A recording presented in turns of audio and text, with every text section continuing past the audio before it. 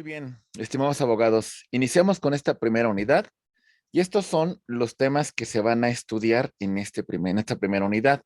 Vamos a hablar de la familia, hablaremos del derecho de familia, del marco protector de los derechos de familia desde un ámbito local e internacional, las instituciones del derecho de familia, los principios que la regulan, el estado de familia, el parentesco en línea recta. Mi estimado Jesús, veo que levantaste la mano. ¿Tienes alguna pregunta? Te escuchamos. Sí, buenos días, profe. Lo Buenos que pasa días. es que solo quería comentarle, ando laborando y a la voy a tener la cámara apagada. Ok, si no se preocupe, mi estimado Joen ya está al pendiente ahí, mi estimado Joen, muy atento ahí con mi estimado Jesús Alejandro. Muchas gracias, Jesús. Ándele, gracias, Muchas profe. gracias. Sí, muy bien. Bien, vamos a continuar. Entonces tenemos el estado de familia, tenemos la cuestión del parentesco, el parentesco en línea recta. También vamos a revisar, estimados amigos, en esta unidad, algunos tópicos importantes en relación a los alimentos, la obligación de proporcionar alimentos, la fuente de los alimentos, qué personas se encuentran obligadas a proporcionar alimentos, las garantías en relación a los alimentos, terminación o suspensión, según sea el caso, para proporcionar alimentos, gastos que comprenden los alimentos, características de los alimentos. Son bastantes temas que vamos a analizar en esta primera unidad, así que mucha atención con el desarrollo. Iniciamos. Bien, compañeros, la familia. La familia es un conjunto de personas con vínculos de parentesco, con vínculos de amor y que además hay una convivencia de forma estable. Cuando hablamos de vínculos de parentesco, vamos a hablar que existe el parentesco consanguíneo, ¿sale? En este parentesco consanguíneo, vamos a ver que hay un tronco común. De este tronco común, ya sea ascendente, descendente y colateral, vamos a fincar las relaciones de parentesco, ¿sale? Este vínculo consanguíneo es un vínculo de sangre. Su origen lo tenemos en el derecho romano. Muy bien. Y tenemos otro parentesco llamado por afinidad. El parentesco por afinidad va a ser el parentesco. Aquí se encuentran casados A y B. Los parientes consanguíneos de B van a ser los parientes por afinidad de A. ¿Sale? Ese es el denominado parentesco por afinidad. Comúnmente le llamamos mi pariente político, ¿verdad? ¿Vamos bien, compañeros? Ok. En este punto, entendemos que en la familia hay una célula, hay una función biológica. ¿Por qué? Porque al final de cuentas tiene que ver con lazos de sangre. Muy bien.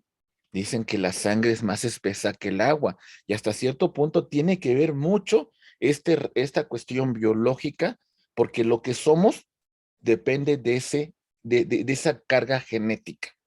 Muy bien. Pero también tenemos una célula psicológica, la cuestión de dónde nos sentimos arropados, de dónde nos sentimos bien, de dónde nos formamos como seres humanos, porque la base primigenia de nuestra sociedad tiene que ser la familia. Y si la familia está mal, evidentemente los problemas de la sociedad también se acrecentarán necesariamente, compañeros. Y bueno, también es una célula moral, es una célula social. La primera educación que recibimos, los valores, los principios, los tenemos en casa. No queramos que en la escuela nos los den porque no, son en casa. Muy bien, bien. Virtudes que aprendemos en la familia. Bueno, el servicio, la aceptación, el amor, el respeto, los valores, etcétera, etcétera. En este vínculo hay un amor. Cuando lo más importante es el patrimonio, algo está mal, ¿eh? La verdad, cuando lo que más interesa en el régimen de familia es el dinero, son los recursos, algo está mal. Y lamentablemente nos encontramos con muchos problemas de naturaleza patrimonial en la familia. Y bueno, lo importante de que tendrían que ser esos vínculos. Características de las relaciones de familia. Son varias las que vamos a mencionar.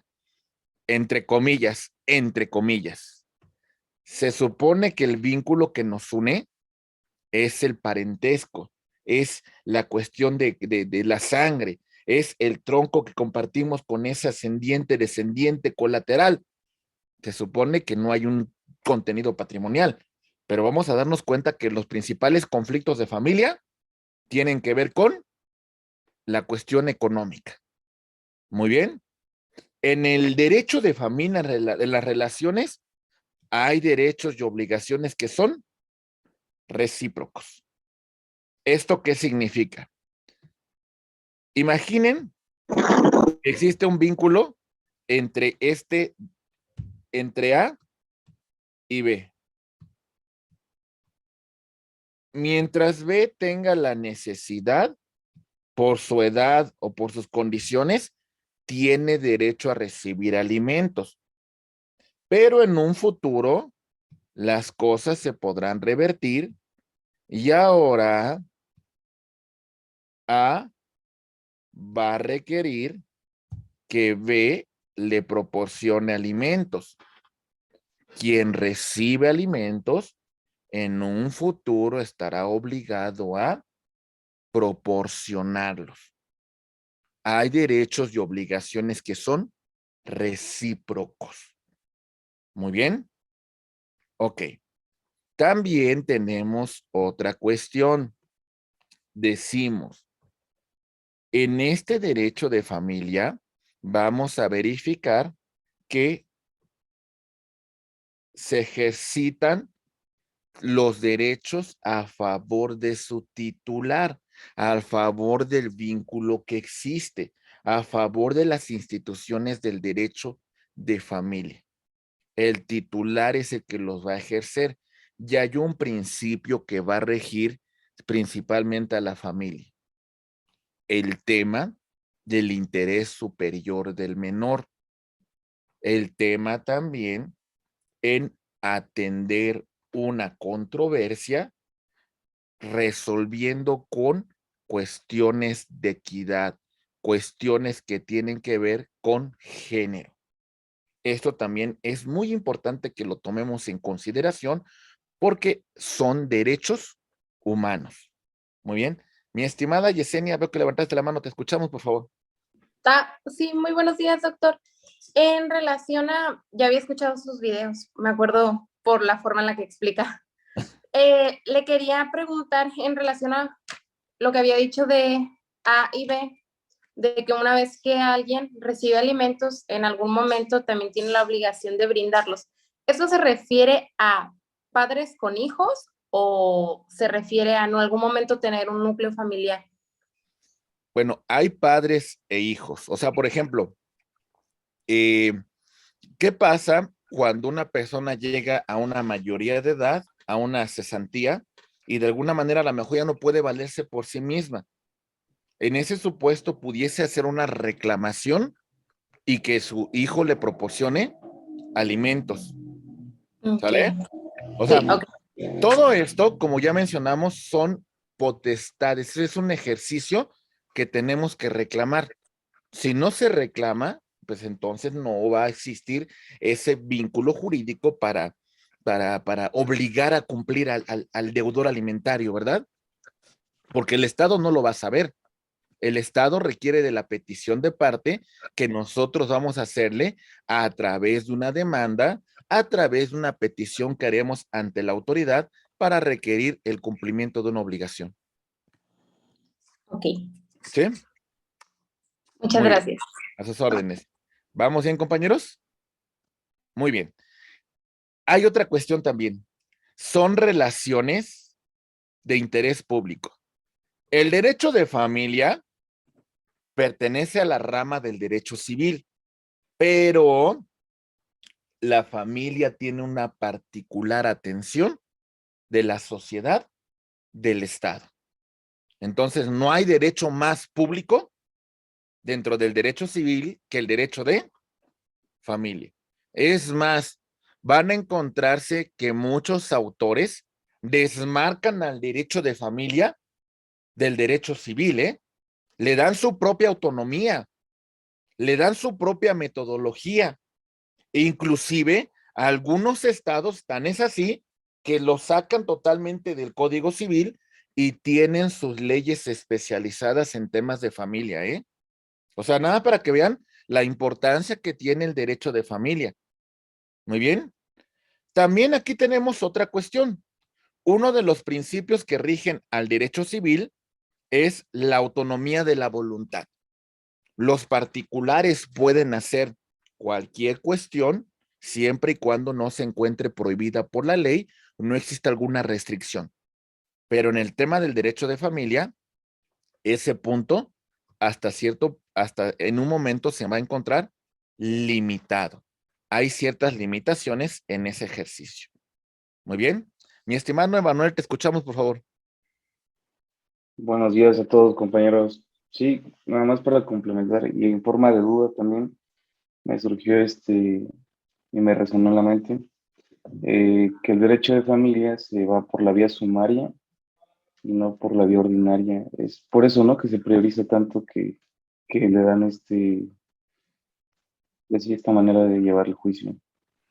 Bueno, hay procedimientos, como bien lo indicas, mi estimado Emanuel, que tienen una naturaleza muy particular. Hay procedimientos que dentro de un punto importante es resolver al inicio también temas de medidas cautelares. Por ejemplo, en una disolución de un vínculo matrimonial en la cual hay hijos menores.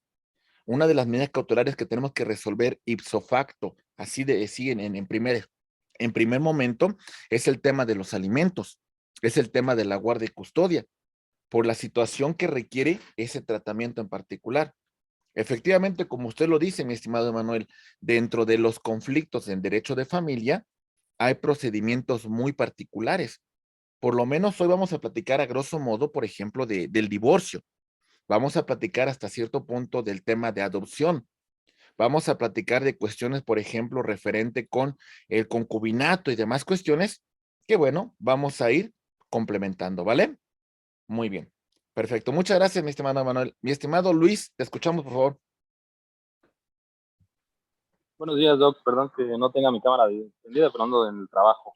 Sí, te escuchamos. Respecto a lo que comentaba el compañero de la vía sumaria, tengo entendido que solo los casos que son urgentes, como bien lo menciona, alimentos, ya sea por divorcio, ya sea por separación o por cualquier cosa, la vía sumaria es lo que se usa normalmente, ¿no?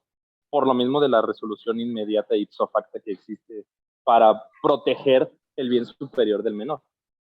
Sí, en el caso de esta naturaleza, como bien lo menciona usted, en el caso de que tengamos involucrado a un menor, pues hay que tomar pues cuestiones que son importantes y que son relevantes que tendremos que darle una solución por la cuestión del derecho que se encuentra vulnerado, mi estimado Luis. Muy bien, excelente participación. Mi estimada Paulina, te escuchamos, por favor. Buenos días, doctor. Muy buenos días. Una duda en el punto de los derechos y obligaciones recíprocos. Por ejemplo, en el caso de los padres y los hijos, si alguno de los padres fue omiso en sus obligaciones con su hijo y más adelante en su vejez el padre necesitara que se hicieran cargo de él, aunque él no se haya hecho responsable en su tiempo, ¿puede demandar a su hijo como la manutención? Pudiese hacerlo. El punto principal es que aquí también el juez tendría que hacer un ejercicio de ponderación. El juez tendría que resolver hasta cierto punto en la cual no hubo un cumplimiento por parte de este deudor alimentario en el pasado, y ahora que ya lo requiere, pues dice, ahora sí, me acerco a la familia, ¿no? ¿Cuántas veces no nos hemos encontrado con problemas así? con cuestiones de personas que a lo mejor abandonaron a sus hijos y ya después a lo mejor a los hijos les va muy bien económicamente o después de que ya no tienen la manera de tener una sustentabilidad económica, ahora sí hay un acercamiento. Claro que lo podrán hacer, tienen esa potestad, pero aquí también tomará en cuenta el juez las circunstancias bajo la cual también en su momento ellos no cumplieron con alimentos, ¿no? Gracias. Sí, muy bien. Perfecto, compañeros. Muy bien, excelentes intervenciones. Y eso es muy importante porque esta clase es de ustedes y ustedes la construyen, ¿vale? Muy bien, seguimos. Ahí va. Instituciones del derecho de familia. Bien, estos son puntos importantísimos, estimados amigos, porque en este punto vamos a encontrar el tema. Estos, por ejemplo, los esponsales estaban vigentes hasta hace algunos años en las disposiciones civiles y tenía que ver con compromisos, con acuerdos prenupciales para la celebración del matrimonio. El día de hoy, por las cuestiones, pues ya que han avanzado mucho sobre temas del matrimonio, pues ya los esponsales, pues ya no están esos compromisos o esos acuerdos prenupciales, ¿no? Tenemos aquí el tema de el régimen patrimonial del matrimonio. En este régimen patrimonial vamos a encontrar que existe dos tipos de régimen. El régimen denominado sociedad conyugal, que vamos a ver un poco más adelante, en la cual implica que lo que se adquiera con la vigencia de este matrimonio entrará a un régimen comunitario, a un régimen del matrimonio. Y tenemos el régimen de separación de bienes, que van a tener una naturaleza muy, muy particular. ¿Sale? Solamente para que vayan tomando nota de estos aspectos. Muy bien. Bien. Mi estimado Jesús Alejandro, te escuchamos, por favor. Disculpe, profesor, en la materia anterior sobre la pensión, un hijo puede demandar siendo mayor de edad por pensión por retroactivo que no haya dado en 3, 4 años. Bueno, a ver, si ya es mayor de edad, ya no requiere alimentos.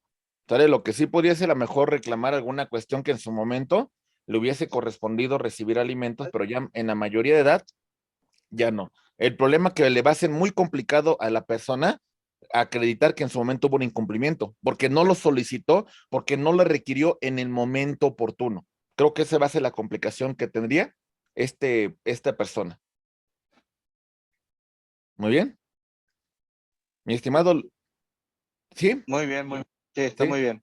sí, muchas gracias. Mi estimado Luis, te escuchamos, por favor. Luis. Hola, hola, ¿me escuchas, Luis? Bueno, ya va, creo que bajaron. Okay. Perdón, es que tenía muteado el micrófono. Con respecto a lo que comentaba de los bienes mancomunados, tengo entendido que Ay, su audio, mi estimado Luis, está como muy cortado.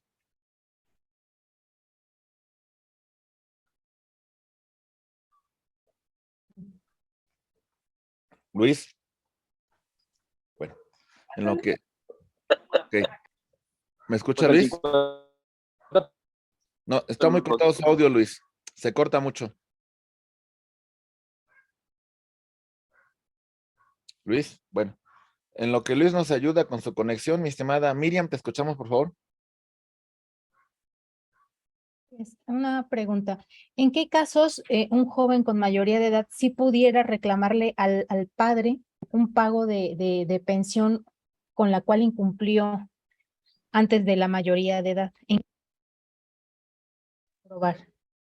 Ok, ahí le va la cuestión. A ver, ¿cuál es el problema que yo venga a reclamar después de la mayoría de edad un tema de una pensión alimenticia que se incumplió en el pasado? Ya tengo más de 18 años y en este momento yo quiero una pensión alimenticia sobre esta pensión que no me cubrió durante los últimos 5 años, ¿no? La complicación va a ser por qué no se reclamó en este momento procesal. Si lo hubiese reclamado, si hubiese un antecedente, tengo herramientas. Ahora bien, ¿en qué supuestos una persona mayor de 18 requiere alimentos? Y la jurisprudencia lo acredita. En el supuesto de que este joven continúe en una formación profesional ininterrumpida, ¿sale? Ya está en sus estudios universitarios, no ha interrumpido nunca su educación, se dedica a esta cuestión académica, esta cuestión referente a su formación profesional, entonces todavía los padres, inclusive con su mayoría de edad, están obligados a seguir proporcionando alimentos. Muy bien, compañeros. Entonces, bajo esos requerimientos sí se necesita. Creo que esta va a ser las dificultades que ustedes van a encontrarse en la cuestión de cómo una persona mayor va a reclamar pensiones, va a reclamar alimentos retroactivos. Va a ser muy complicado porque en su momento procesal lo hubiese reclamado. ¿Se entiende, compañeros? Ok, muy bien, Miriam. Gracias. Octavio, te escuchamos, por favor. Una duda, en ese supuesto de que siga estudiando el menor ininterrumpidamente es solo hasta los 25 años, ¿no? O sea, ya después de ese tiempo ya no están obligados los padres a seguirlo manteniendo, aunque siga estudiando, ¿no? Mire, hay un ejercicio de ponderación, ¿eh? Hay un ejercicio de ponderación. En alguna ocasión, en un juzgado de la Ciudad de México, eh, por ejemplo, encontré un asunto en la cual hubo un pago de pensión alimenticia y una cuestión de que el padre seguía pagando los estudios de su hijo, inclusive ya estando prácticamente entrando cerca de los 30 años, porque decía que seguía una formación profesional ininterrumpida, terminó la licenciatura, continuó con maestría, e inclusive ya estaba en el tema del doctorado. A mí me parece un ejercicio de ponderación abusivo y exagerado, ¿eh? Ya se me hace una exageración. Considero que lo ideal y lo justo hasta cierto punto podría ser la educación universitaria, pero ya irse a temas de posgrado se me hace un absurdo, pero es un tema de ejercicio de ponderación, es un tema de valoración de cada caso en particular. ¿Sí? Muy bien. Bien, compañeros. Seguimos entonces en este tema. ¿Eh? Continuamos. Excelentes preguntas, compañeros. De eso se trata todos estos temas. Bien. Bueno, más adelante vamos a complementar el tema de régimen patrimonial porque tiene su tratamiento muy particular, ¿eh?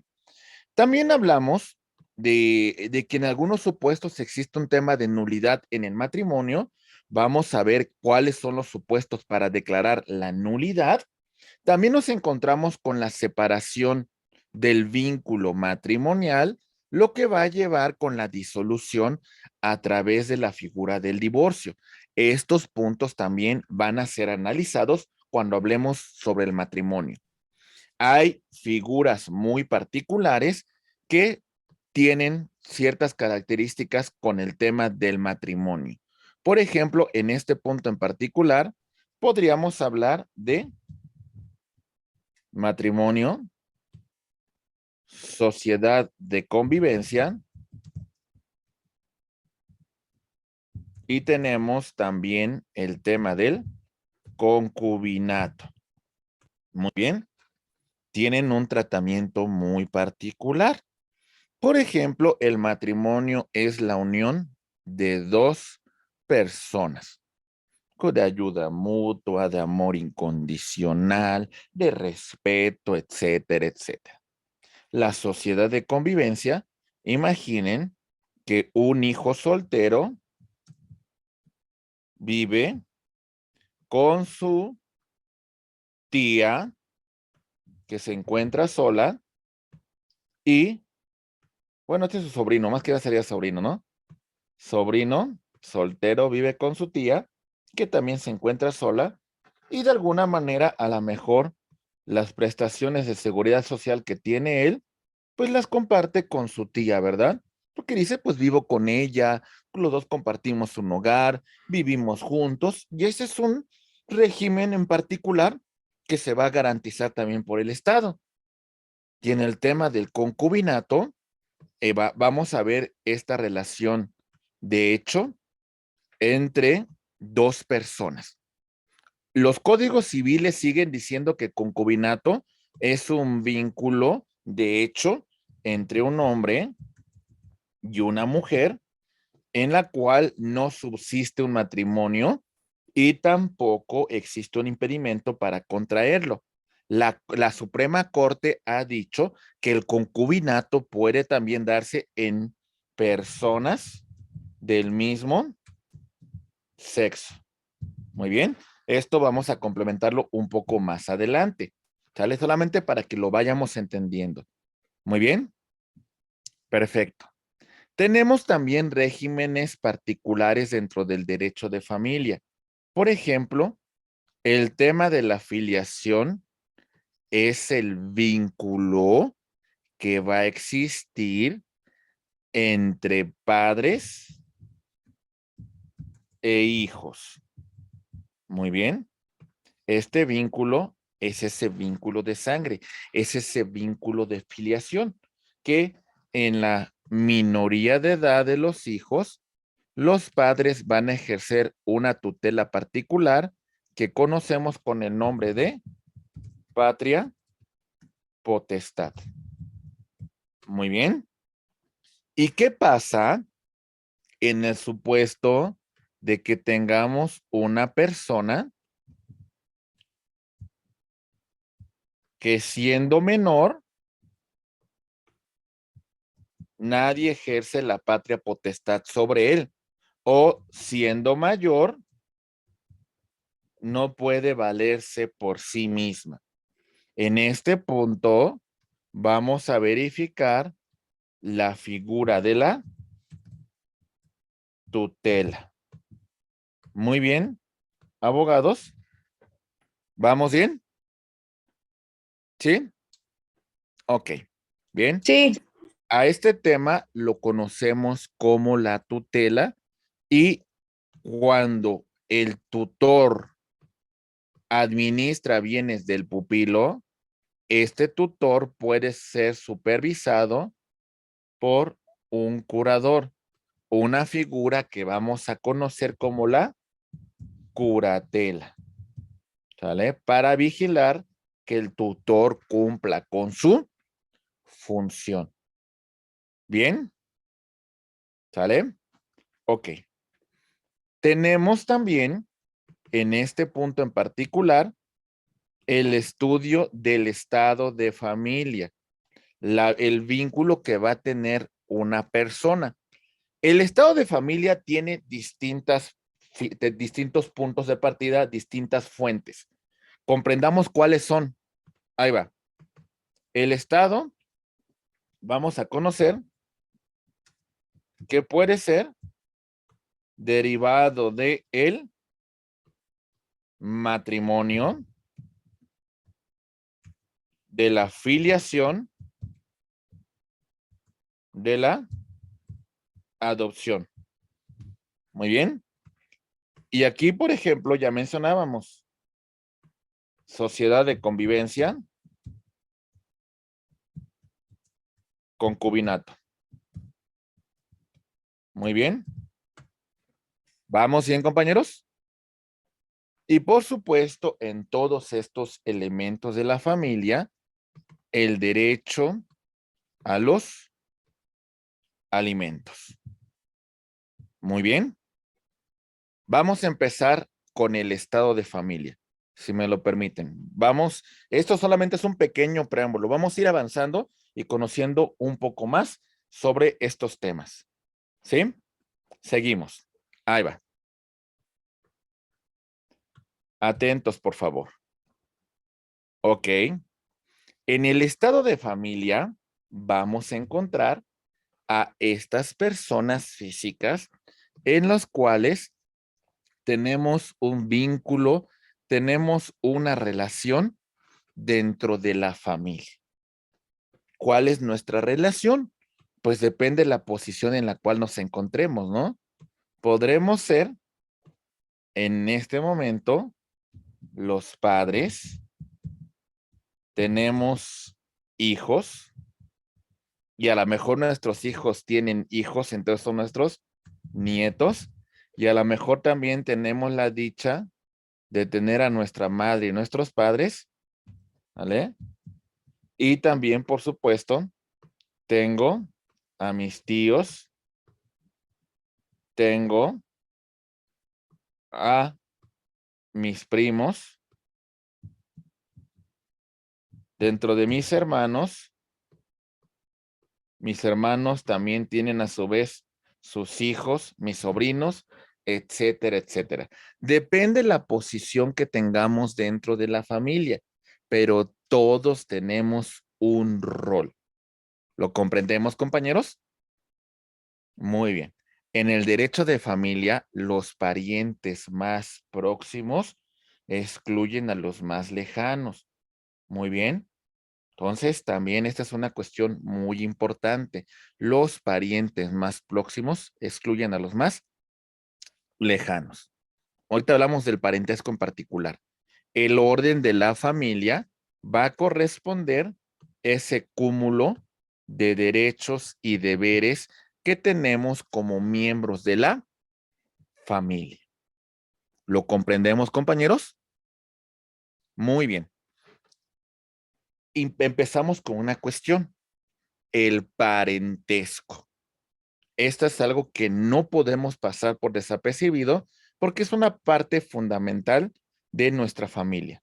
Empecemos. ¿Qué es el parentesco? Ahí va. Atentos, por favor. Vamos a verlo. Bien, el parentesco. Una relación jurídica general y permanente. Bien, en este punto, esa relación jurídica general y permanente se establece entre los miembros de la familia en virtud de el matrimonio, concubinato, filiación, adopción, construyendo un estado civil, un estado de familia. Ya hablamos cuáles son las fuentes. El matrimonio, el concubinato, la sociedad de convivencia, la filiación y la adopción. ¿Bien? ¿Sale? Todos tenemos un estado de familia. Todos. ¿Sale?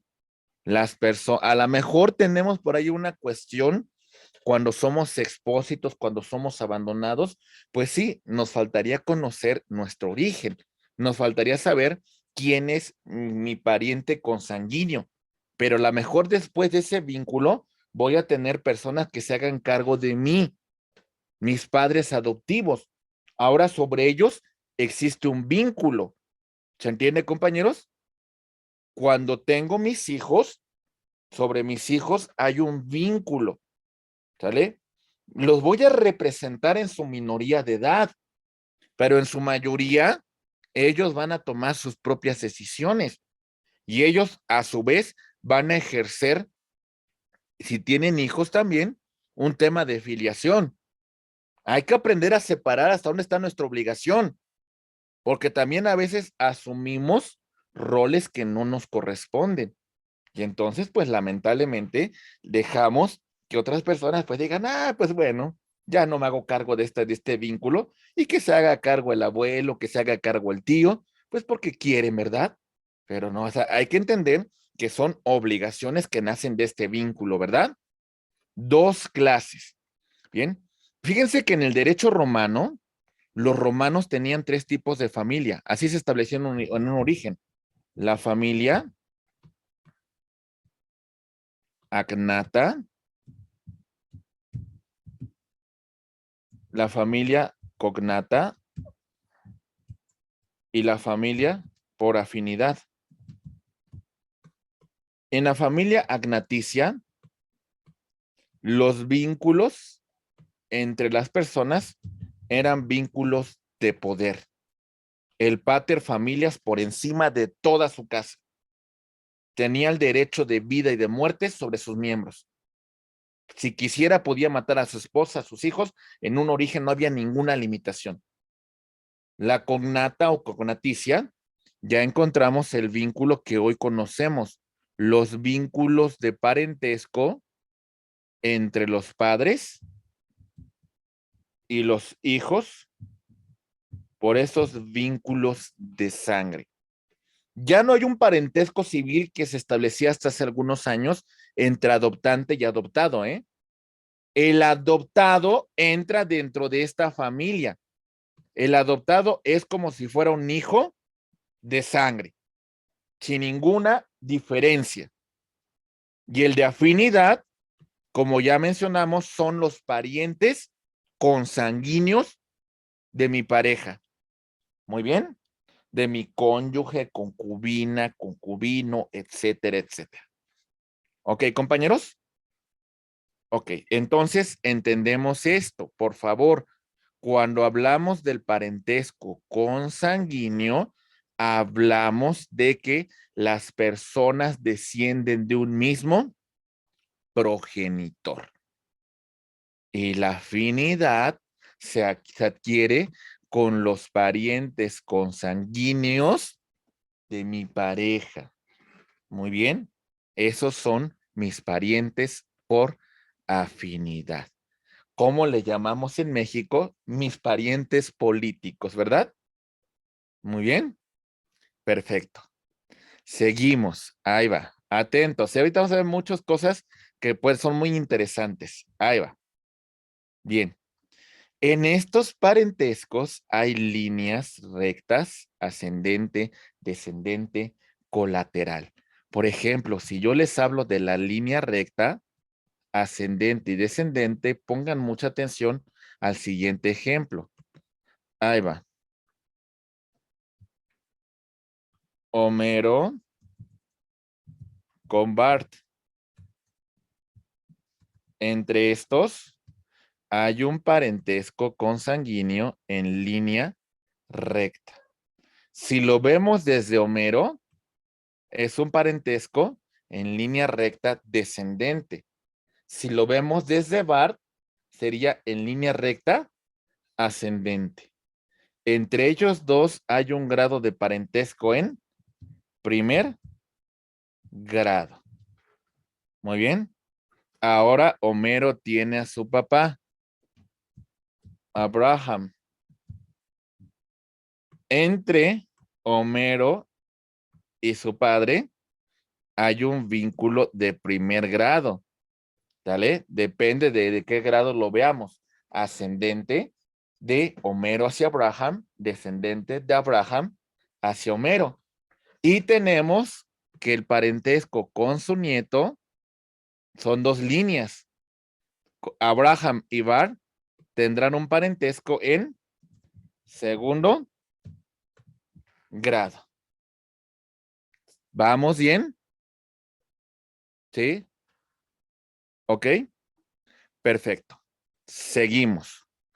Ahora también tenemos un parentesco, en este caso consanguíneo, pero en línea colateral o transversal. Vamos a verlo. Como ya mencionamos, este matrimonio es de Marge y Homero. Se encuentran casados y ellos tienen 3 hijos. Bart, Homero y Maggie. No es Bart, Lisa y Maggie. ¿Sale? Ok, ahí va. Si queremos saber el parentesco de Bart con sus hermanas, tenemos que subir al tronco común. Primer grado. ¿Sale? Y después de aquí bajamos al siguiente nivel. Entonces Bart con sus hermanas tiene en un segundo grado de parentesco en línea colateral. ¿Lo comprendemos, compañeros? Ok. Sí, Estos, ¿sí? Estos grados van a vincular un tema de generaciones entre las personas. Muy bien. Entre el abuelo, el hijo y el nieto hay 3 generaciones. ¿Nos queda claro? Bien, ahorita vemos un poco más ejercicios de estos, ¿eh? Los efectos del parentesco. Deber, asistencia, socorro y alimentos. ¿Vale? ¿Se entiende, compañeros? Claro, en esa necesidad de recibir alimentos. Muy bien. Por ejemplo, en este punto, A tiene a B, su hijo pequeño, menor de edad. A tiene la obligación de proporcionar alimentos en ejercicio de esa patria potestad, en esa ayuda. A no puede, falleció, se encuentra incapacitado, está impedido.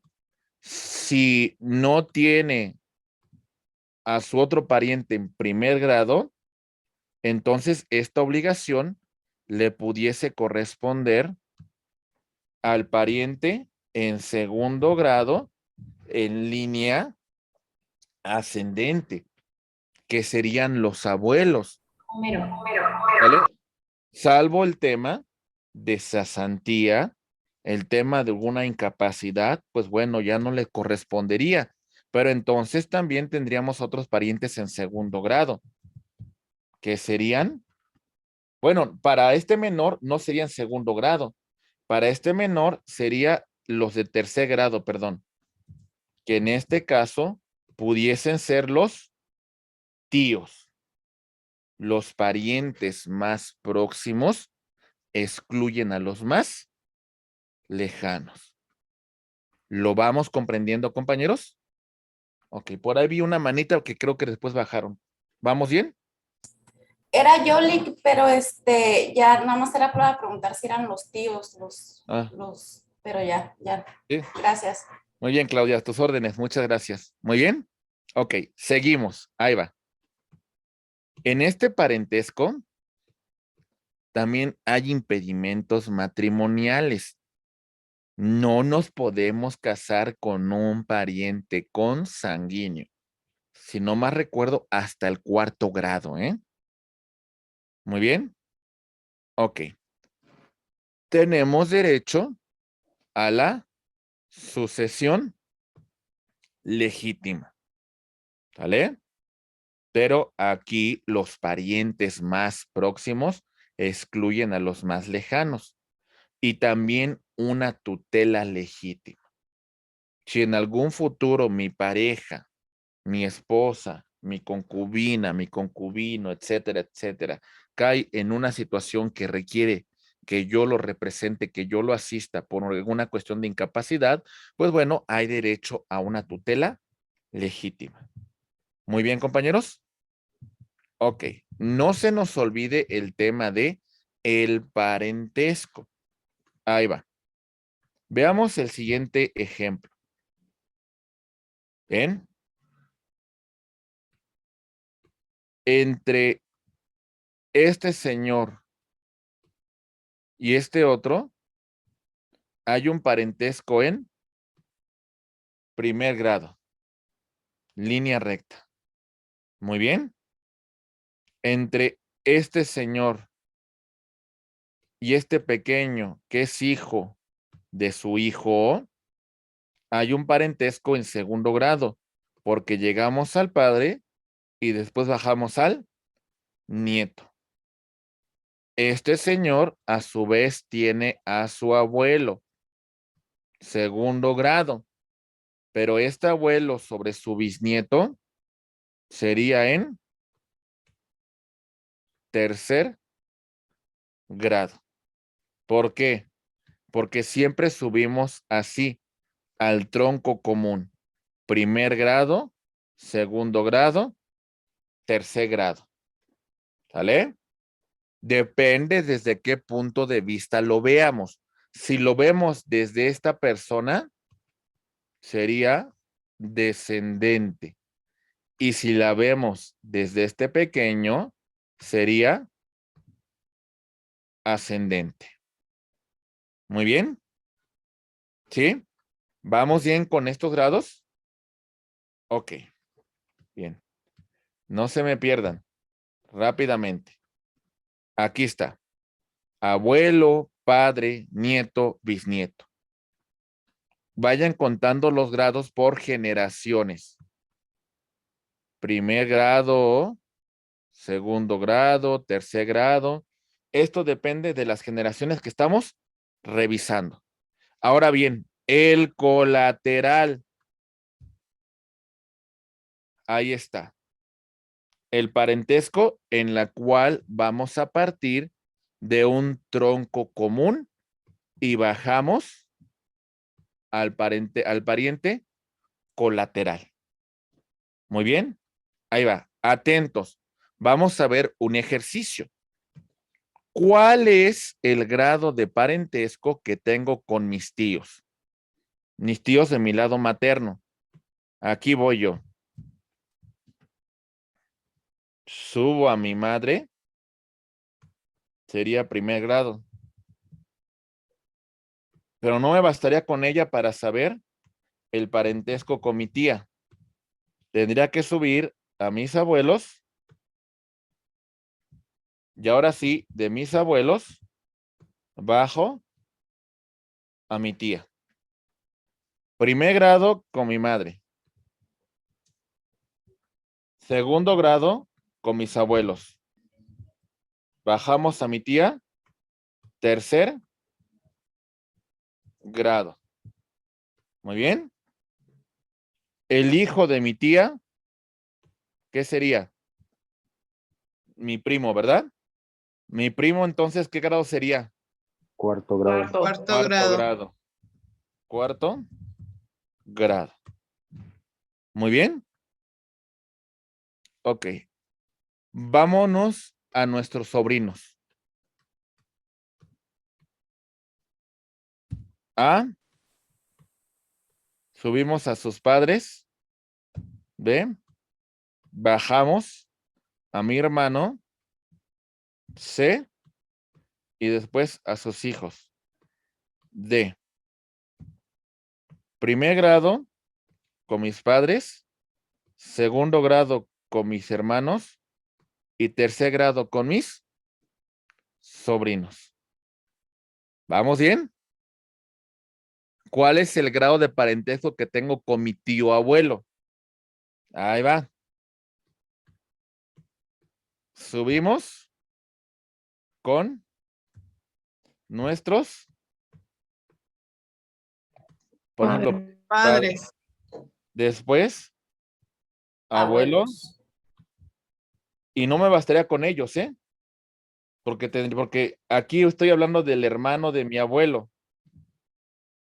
Tendría que subir con los bisabuelos. exactamente al bisabuelo y después al hermano de mi abuelo.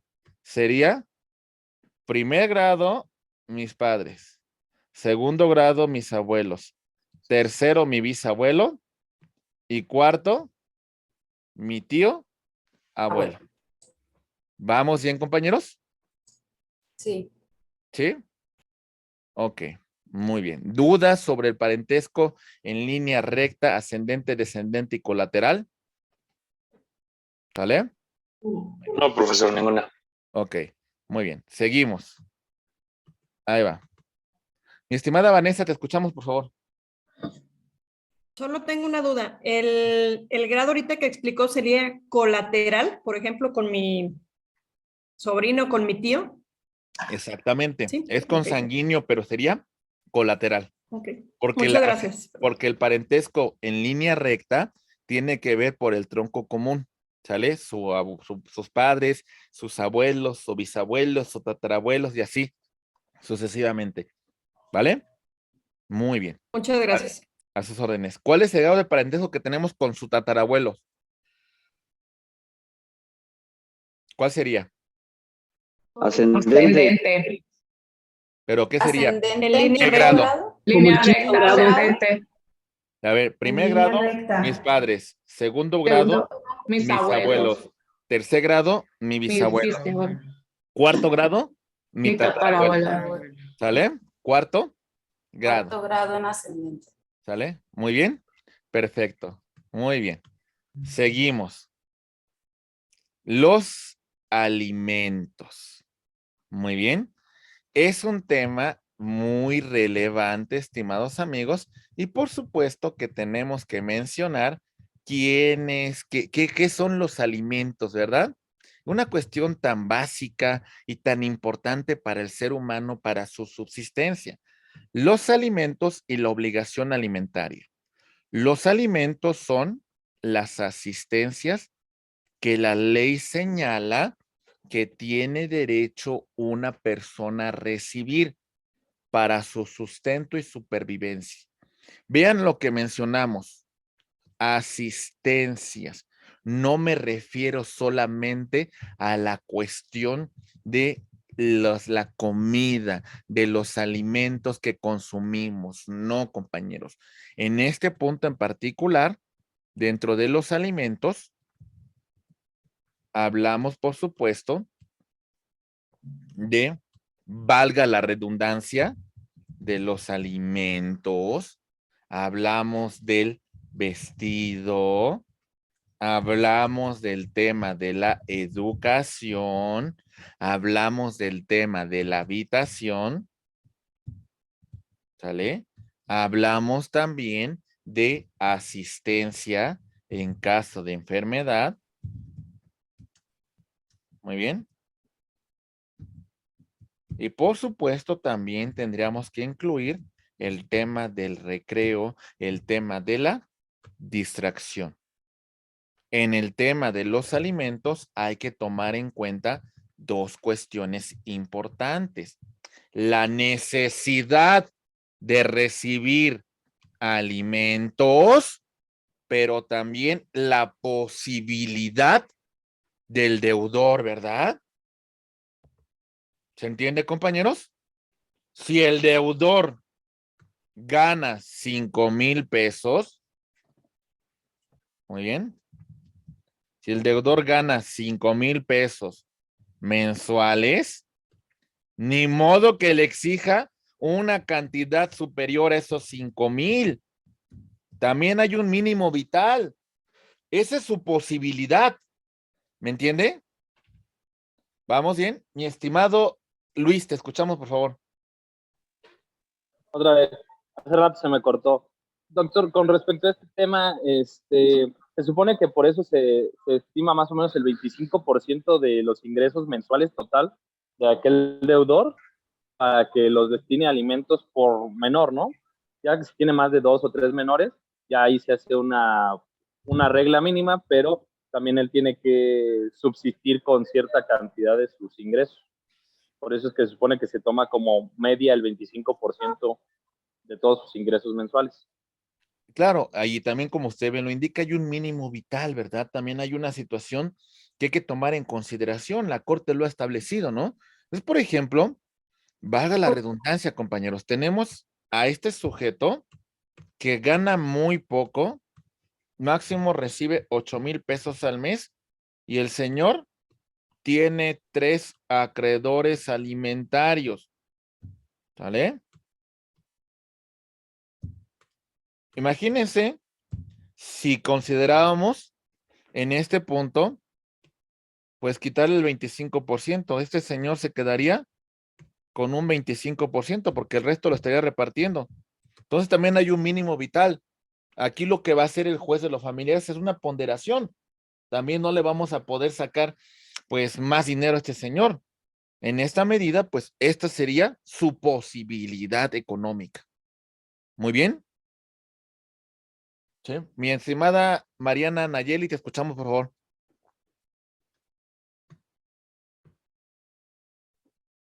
Buenos días, doctor. Aquí en Pachuca, bueno, creo que en la mayoría de los estados de la República, cuando una persona deudora de alimentos no puede comprobar sus ingresos mensuales netos, así como si es, por ejemplo, que se dedica al comercio. Empleado, autoempleado, pues. El Estado le genera, bueno, le hace la consignación del salario mínimo que en régimen está. Por ejemplo, aquí en Pachuca, yo soy de la ciudad de Pachuca, hay un caso donde el deudor alimentario tiene solo un hijo, él gana bueno, lo que él consideró que iba a ganar, bueno, que planteó que iba a ganar fue de 7,000 y algo, pero como no lo pudo comprobar, el Estado le hizo la orden de que pagara el salario mínimo. Entonces, de los 7,000 pesos que él gana, ahorita le están descontando. El salario mínimo aquí en Pachuca es de 5,360 y tantos, 5,300.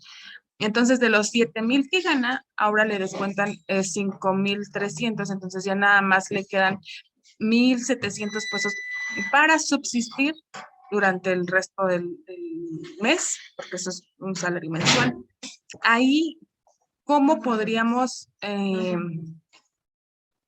pues, ayudar para que se le dé como lo justo, o cómo ayudaríamos a comprobar al deudor, o si es legal o eso, si lo podemos hacer, no lo podemos hacer? Esa es mi duda. Bien, pues en ese tema de mínimo vital, seguimos con un tema de ponderación. Como bien yo lo estableció usted, en el tema de que a este deudor alimentario que no pudiese comprobar sus ingresos, ya establecimos, usted me señaló una media que va a ser el salario mínimo. Muy bien. En este punto en particular, vemos que el día de hoy, 2022, estamos por ahí de 172.80 y tantos de salario mínimo. Más o menos estamos hablando de una cantidad de 5,200 al mes, ¿no? Más o menos, estamos hablando de 5,200 pesos al mes. En un ejercicio de ponderación, hay que valorar realmente cuánto está recibiendo este deudor alimentario, porque si sus ingresos fueran de 6,000 pesos y nosotros le estamos, pues, pidiendo esta pensión, ya no estamos cumpliendo con el mínimo vital. Lo que tendría que hacer el juez de lo familiar es ponderar hasta cierto punto y poner una cantidad que permita, entre comillas, cubrir hasta cierto punto con obligación de la pensión, pero que también le permita al deudor alimentario, por lo menos, subsistir. ¿Se entiende? Ahí tendríamos que poner una balanza, tendríamos que inclinar, tendríamos que hacer un ejercicio de argumentación, mi estimada Mariana. Sí, estoy de acuerdo con usted, pero hay muchísimos casos en este tema, pero exactamente en este caso, el señor aproximadamente gana 7,000, algo así, todas esas cosas, pero hay veces que gana hasta los 20,000, entonces no hay un sueldo como tal fijo, no hay un sueldo como tal que diga, yo gano tanto. No lo puede comprobar porque tiene su autoempleo, es comerciante o algo así. Entonces, en este caso, o sea, entiendo la parte de que el juez tiene que hacer una valoración, una balanza entre lo que sí se puede y lo que no se puede, pero en este caso, por ejemplo, que hay meses que gana los 7,000, que es lo más bajo, hasta los 20 y tantos mil que pudiera llegar a ganar.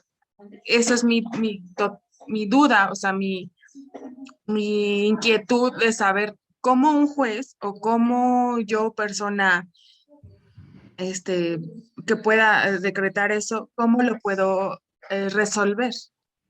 Ok, vamos a sacar una regla. Esto también lo valoran los jueces. Vamos a evaluar lo que recibe este deudor alimentario los últimos 6 meses, ¿no? Más o menos para sacar un promedio. Ahí va. Más o menos, esto es lo que estuvo percibiendo este señor durante ese lapso de tiempo. Ahí va. Vamos a sacar una operación aritmética. Súmeme todas estas cantidades, compañeros. Tenemos 7,000 más 8,000. 70,500. ¿Cuánto? 70,000. 500. 70,500. Ok. Eso lo vamos a dividir entre 6. Permítame.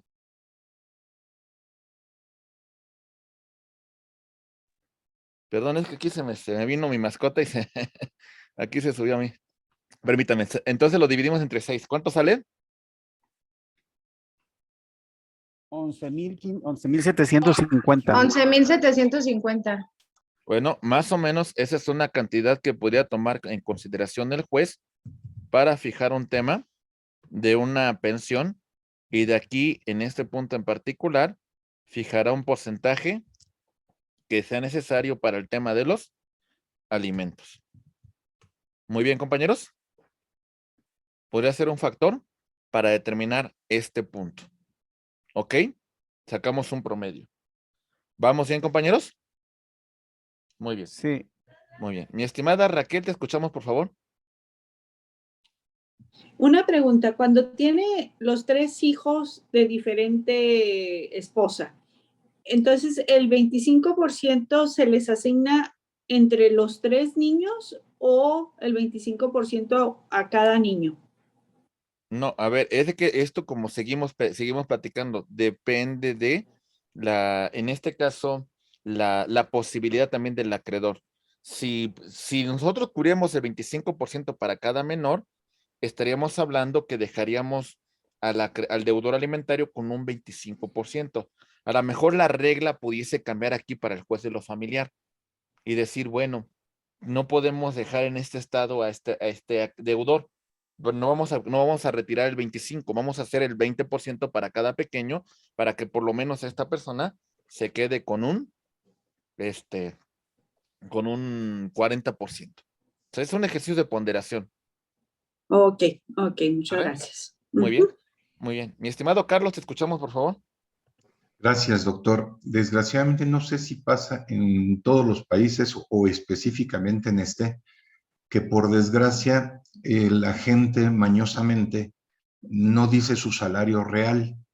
Es más, me ha tocado ver gente poco ética que desgraciadamente gana a lo mejor 40,000 pesos, pero sabiendo que lo están demandando le ponen que gana 10 y los otros 30 se los dan por abajo del agua. Desgraciadamente hay estas situaciones por ambos lados, por la cuestión de género, por lo que sea. ¿Qué hacemos ahí en ese caso? Bueno, la obligación del abogado son los medios preparatorios a juicio. Usted como abogado tendría que hacer de alguna manera una investigación de cuáles son realmente los ingresos del deudor alimentario, para que sobre esta cuestión que usted pueda acreditar como abogado, requiramos ahora sí la pensión. ¿Sale? Aquí hay una obligación solidaria del patrón, ¿eh? Si el patrón me oculta esta información, si el patrón me dice que gana menos, si el patrón no cumple con esta situación en particular, se vuelve deudor solidario, ¿eh? O sea, es una obligación. En este caso, si un juez requiere que se informe cuánto percibe un deudor alimentario, entonces es importante que se le dé esta información. Ahora bien, pues si pudiésemos, pues de alguna manera solicitar su información en la cuestión de bancaria, cuánto está recibiendo, cuánto está, ¿por qué? Porque es un interés superior, porque de alguna manera se tiene que hacer una adecuada investigación en medios preparatorios a juicio, para que cuando usted ya tenga esa valoración de sus bienes, de sus ingresos, ahora sí, usted ya le requiera una pensión alimenticia. Si usted no prepara bien sus medios preparatorios, pues entonces el deudor le va a decir, pues yo gano 5,000 pesos al mes y es lo que te puedo acreditar. Si nos quedamos con eso, pues ahí vamos a quedar, no vamos a exigir una mayor cantidad. Esta sería nuestra obligación, nuestra labor si representamos a una persona en una situación de conflicto de esta índole. ¿Sí, mi estimado amigo? Sí, muchas gracias. Mi estimada Yesenia, por favor. Sí, doctor. Bueno, mire una nota que decía que la primera sala de la Suprema Corte de Justicia había establecido que las pensiones no se establecieran en UMAS como se han venido haciendo, sino con base al salario mínimo actualizado en México, bueno, en nuestro país. En esta cuestión de lo que usted estaba comentando, de que había como que buscar la forma de, la compañera había dicho que había un comerciante que no tenía cómo comprobar los ingresos fijos, que sus ingresos variaban de 10,000 al mes a 15,000 a 20,000 al mes, ¿no? En ese caso, lo que usted comenta es cómo desahogar todas, buscar la forma de que el acreedor pueda comprobar, ¿no? Es decir, en caso de que no tenga patrón, se podría solicitar paga impuestos, se podría solicitar al SAT como algo, al Seguro Social, de las percepciones. En Exactamente. este caso, ¿qué es lo que se podría solicitar? Pues en todo caso, los informes de sus ingresos, la cuestión de los gastos que va generando, las cuestiones de gastos fijos que tiene este deudor alimentario, para más o menos verificar cuánto es lo que esta persona pues, percibe en relación a sus ingresos, ¿no? Entonces siempre se puede comprobar, o sea, siempre hay una forma de que lo puedan comprobar. Lamentablemente, a veces es muy complicado, sobre todo aquellas personas que tengan una actividad muy informal, pues sería muy complicado si todo lo recibe en efectivo y no recibe transferencias, no recibe algún depósito, sería muy complicado. Y si Por decir todavía, los vendedores ambulantes. ahí tendríamos cierta complicación. Y la Y en verdad esa es, parte, no pues sé mire, si había, bueno, no sé porque nada más mire la nota, igual no presté mucha, no me fui a lo que dice la Suprema Corte, a lo del proyecto, pero sí se está tomando en consideración el salario mínimo actualizado o sigue siendo en UMAS lo que este, toman. es de que, mire, en este punto en particular, la Corte ha establecido un criterio en relación a los salarios. Sobre todo, ¿sabes también por qué? Considerando el interés superior del menor y considerando que actualmente ha habido un incremento importante en el tema de los salarios para garantizar una mejor pago, una mejor pensión, pues bueno, la Corte ha establecido un criterio, pues que es de relevancia para el tema de los alimentos de los menores, ¿no? Para que alcancen a cubrir sus necesidades. A veces es más sencillo en el tema de una actividad que pueda ser acreditada, cuánto gana, cuánto percibe y demás. Lo complicado de verdad es en el tema de algún negocio informal, alguna cuestión que inclusive pues no tiene ni cuentas bancarias, todo lo recibe en efectivo. Vive en la casa de sus papás, no tiene bienes, el carro que tiene lo tiene a nombre de otra persona. Así que está un poco más complicado, ¿verdad? Ok. Y yo le digo porque inclusive hay un asunto que estoy llevando sobre una persona que tiene un pequeño y vamos a demandar a un sujeto que tiene como 20 puestos ambulantes y más o menos le calcula que sus ingresos son de 100,000 pesos al mes, pero ¿qué cree? Es muy difícil verificar ese dinero y muchas veces los puestos ni siquiera los tiene a su nombre, los tiene con otras personas y no tiene ni cuentas bancarias, todo lo recibe en efectivo. Entonces es complicado. Ahí tendríamos que acreditarlo con testimoniales, sobre todo pues para verificar que se acredite cuánto recibe este sujeto, ¿verdad? Ok. Que es un poco más complejo, ¿verdad, mi estimada Yesenia? Gracias, doctor. Al contrario, muchas gracias a usted. Mi estimado Octavio, te escuchamos, por favor. Sí, doctor, solo una duda. Leyendo el fundamento del Código Civil Federal, en ninguno de sus artículos que comprende del 301 al 323 menciona un porcentaje. Sí, en algunos artículos menciona que un porcentaje mínimo debe ser del 15% de los ingresos totales del deudor, pero no lo establece de manera, pues así, asentada, ¿verdad? No, No, ahí, ese es un tema más procesal, mi estimado Octavio, Y tiene que ver con las cuestiones de que los tribunales fijan en relación a las necesidades del acreedor alimentario. Establecer una condición fija inclusive pudiese ser en contra de ese interés, porque entonces imagínese que pudiese tener usted mayor ingreso y el deudor tiene mayores necesidades y el acreedor tiene mayores necesidades, pero como usted establece un monto así muy cerrado, pues a lo mejor sí causamos una afectación a su interés superior. Por eso tiene que ver más que nada con estos ejercicios de que hacen los jueces tomando este criterio de interés superior del menor. Muy bien. Ok, muy bien, gracias. A sus órdenes, mi estimada Alma Cecilia. Sí, buenos días. Buenos días. Yo en mi trabajo, a lo contrario, yo pago pensiones alimenticias. Y como dijo mi compañero, o sea, de qué manera el primer oficio que nos llega a nosotros es para ver las percepciones y deducciones de un servidor, bueno, de un trabajador. Es lo primero que le contestamos al juez de lo familiar. Después de ahí ellos dictaminan cuánto porcentaje va a ser. Como dicen, varía desde el 20, 25 y más si tiene otras pensiones alimenticias, porque hay gente que le pagó 3 hasta 4 pensiones, ¿no? Le descontamos, no es en UMAS ni en salarios mínimos, sino porcentaje del sueldo neto que ellos sacan, porque pues UMAS es nomás cuando nos multan si no les descontamos en tiempo. Porque si no, pues UMAS sería muy difícil, ¿no? Era lo único que quería aportar. Gracias. Sí, sobre todo en este caso usted me está señalando que tenemos un porcentaje bien establecido. Hay muchas veces que ni siquiera hablamos de un porcentaje, que llegamos a acuerdos, ¿no? Sobre Sí, todo, una cantidad fija. sí, que sobre todo en familias que tienen recursos, ¿no? A lo mejor el sujeto gana 500,000 pesos mensuales, ¿no? Tiene varios negocios, es un empresario y llega a un acuerdo en relación a la pensión y dice, yo te voy a dar 100,000 pesos mensuales y párale de contar. ¿Cuánto recibo? Eso no te interesa. Llegamos a un acuerdo y con esto cubrimos las necesidades del menor. Y entonces no negociamos más. Ese es el pacto que llegamos. Y no me pidas más cuánto gano ni cuánto recibo, porque llego a un acuerdo contigo y cubro el interés superior del menor. Muy bien. Ok, muy bien. Muchas gracias, mi estimada Alma.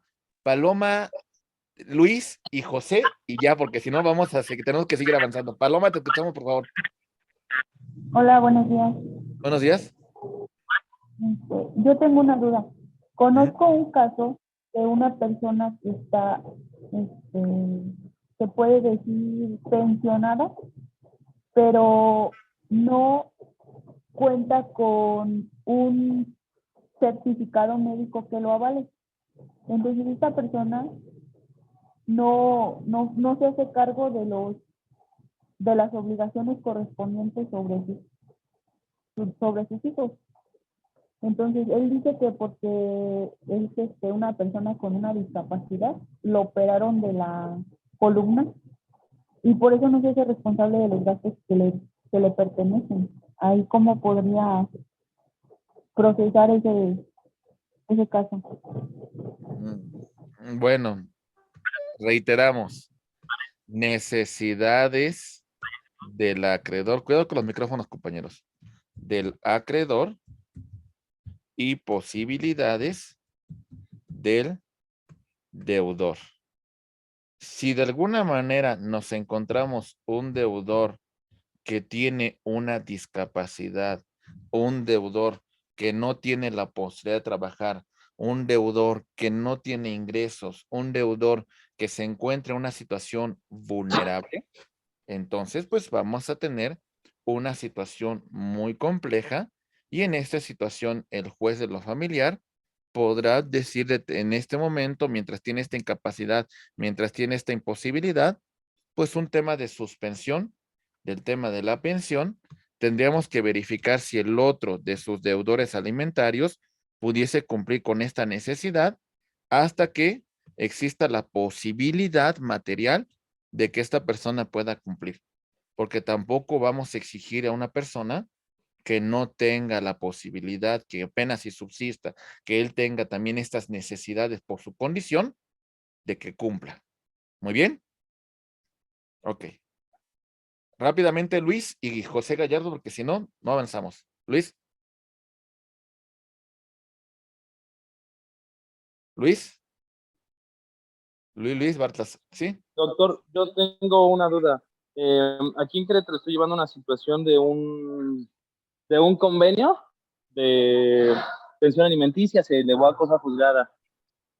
El padre ha incumplido en su pensión, entonces lo que hicimos fue solicitarle al juez que pues ahora sí que hiciera lo conveniente, que es solicitar la retroactividad y que se le ejecutara el 50% de todos sus ingresos. El problema aquí es que el juez me justifica y me argumenta que según el 515 de Querétaro, bueno, del Código Civil del Estado de Querétaro, tiene que resolver el juez que primero conoció del asunto. Mi duda es, se supone que el derecho sigue a los menores, ¿por qué tendríamos que volver al juzgado de Veracruz a resolver esta situación? Esa sería mi duda como tal. Bueno, si hay un convenio y no se complementa, yo creo que lo importante es requerir el cumplimiento de este convenio, ¿no? Y si hay pensiones que no se han pagado desde el incumplimiento de este convenio, pues bueno, hay que solicitarlas que sean retroactivos, ¿no? En este punto en particular, bueno, si el convenio usted lo celebró con la autoridad jurisdiccional del estado de Veracruz y ante este juez usted, pues de alguna manera llegó a este acuerdo, pues bueno, creo que en ese supuesto que estamos en el entendido de que es el juez que debe de conocer la causa. No creo que tengamos que iniciar una nueva causa, lo que creo que se debe de complementar ese convenio, ¿no? En particular. Perdón, doctor, bueno, puedo preguntarle algo, compañero, relacionado con eso. Bueno, ¿Puedo? de relación de lo que comentó Luis. Sí, quería preguntarle al compañero, la otra parte dejó de cumplir el convenio en su totalidad o solamente en la parte, un porcentaje bajo? Porque mi pregunta es, ¿se puede solicitar el retroactivo? Pues hay un incumplimiento. Es que él dejó él dejó de pagar el 100% de la pensión alimenticia, exactamente, durante 5 años. Y posteriormente hace aportaciones de un 3%, me parece, de lo convenido, un 10%, ni siquiera llega al 10%. Hay un lo que nosotros incumplimiento. estamos solicitando es la retroactividad de esos 5 años y que se pague ahora sí, pero mediante descuento directo de la empresa. Pero bueno, aquí el problema es que el juez nos decía que lo solicitáramos en Veracruz y no aquí en Querétaro. O sea, que solicitáramos el cumplimiento de ese convenio en Veracruz. Pero hasta donde yo tenía entendido es que el derecho seguía a los niños, porque la mamá vive aquí en Querétaro. Esa era mi duda, si realmente tengo que hacerlo hasta Veracruz, porque de que lo van a obligar. Pero, o podría meter como un amparo para solicitar que pues, los niños se encuentran aquí y las posibilidades económicas de la mamá pues no son las aptas como para llevar un juicio allá en Veracruz, para solicitarle al juez en Veracruz. Bueno, en este caso, bueno, a ver, vámonos rápido, que si no, no vamos a avanzar. Ahí va, muy rápido. Estimados amigos, en este caso hay un convenio que se celebró ante un juez. Evidentemente, estamos aquí en el entendido que el juez del estado de Querétaro va a decir, pues bueno, yo no puedo resolverte sobre esto porque no es un convenio que suscribiste ante mi órgano jurisdiccional. Lo que tú tienes que hacer es reclamar el cumplimiento de este convenio, pero ante el órgano jurisdiccional que lo suscribiste. Ahora bien, si yo quisiera que este convenio se complementara y acredito que hay un interés superior del menor, posiblemente a través de un amparo indirecto, argumentando esta cuestión de que el menor se encuentra en una situación vulnerable, le pueda yo requerir, después derivado de este acto de autoridad en la cual el juez no da cumplimiento a este convenio por la situación de que no es competente al haberse tramitado la controversia en el estado de Veracruz, pues bueno, posiblemente la naturaleza del amparo sería decirle a este juez que dé cumplimiento a este convenio, considerando el interés superior del menor. Esa puede ser una situación, mi estimado Luis R. Baltasar. Muchísimas gracias, doctor. Esa era realmente mi duda. Sí, no, al contrario. Gracias.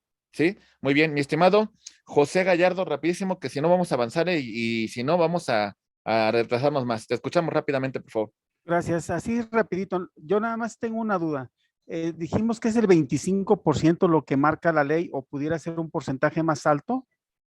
es un tema de ponderación, es un tema de valoración.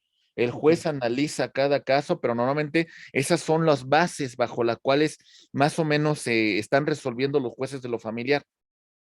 Perfecto. Era todo, ¿Sí? maestro. Muchas ¿Sí? gracias. Entonces, aquí depende, o sea, son varios factores.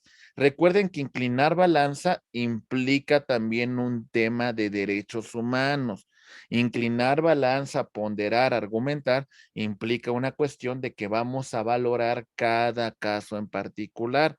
Si la ley me estableciera un porcentaje, esta ley pudiese inclusive vulnerar los derechos de algunos menores, porque entonces si me estableces un porcentaje, ya no cubrimos el tema de las necesidades del acreedor alimentario.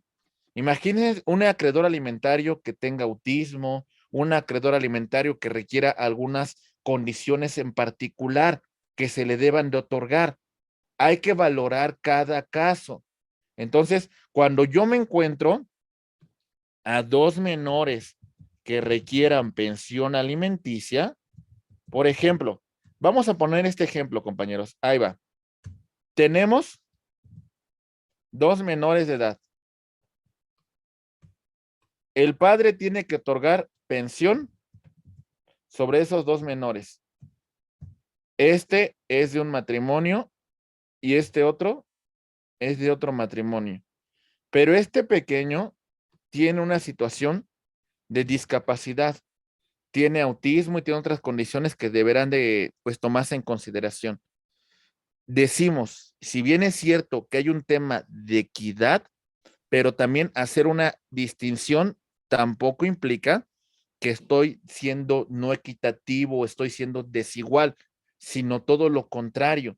Estoy tomando las condiciones de este menor para que yo valore que sobre este porcentaje que vamos a requerir al acreedor, al deudor alimentario, por supuesto se otorgue una mayor cantidad a este menor por su necesidad particular. ¿Se entiende, compañeros? Tiene que tener un tratamiento especial. Entonces, no nos fijemos en temas numéricos, en temas de que ese es el porcentaje, no, porque hay que valorar cada caso en particular. Muy bien. Ok, seguimos. Ahí va. Estimados amigos, la obligación alimentaria. Hay un deber generado por matrimonio, concubinato, parentesco. Tenemos que ayudar al pariente con necesidad, proporcionándole alimentos para su subsistencia en dinero, en especie. ¿Vale? ¿De dónde nace? Entonces, de ese parentesco, del matrimonio, del concubinato. ¿Lo comprendemos, compañeros? Muy bien. ¿Cuáles son las fuentes de la pensión? Ya lo hemos mencionado. El matrimonio. Hay obligación también entre los cónyuges de proporcionarse alimentos, sobre todo si alguno de los cónyuges se dedicó predominantemente al hogar y no tuvo ingresos, pues bueno, tiene derecho a recibir alimentos independientemente del régimen patrimonial, ¿eh? Porque a veces me dicen, no, es que separación de bienes, pero ¿qué crees? En este caso, tomemos en consideración algo. Ahí va. Tenemos que A y B se casaron bajo el régimen de sociedad conyugal. B se dedicó predominantemente al hogar y por lo tanto no ha tenido ingresos y no genera riqueza. Y A, pues como ha trabajado y se ha dedicado a actividades económicas, pues tiene un patrimonio mayor. ¿Qué creen? En el tema de la pensión, estimados amigos, aquí sí vamos a tomar en consideración que los bienes que se adquieran entrarían como si se tratase de una sociedad conyugal, porque también tenemos que garantizar el derecho del cónyuge que se dedicó predominantemente al hogar y tendría derecho a recibir una pensión. ¿Sale?